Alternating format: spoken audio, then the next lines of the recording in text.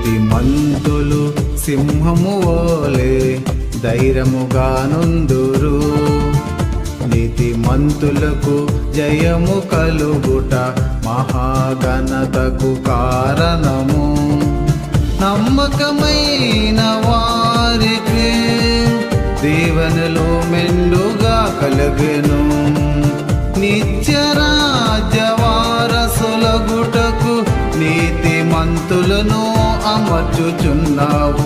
నమ్మకమైన వారికి దీవెనలు మెండుగా కలిగెను. నిత్యరాజ్య వారసులగుటకు నీతిమంతులను అమర్చుచున్నావు.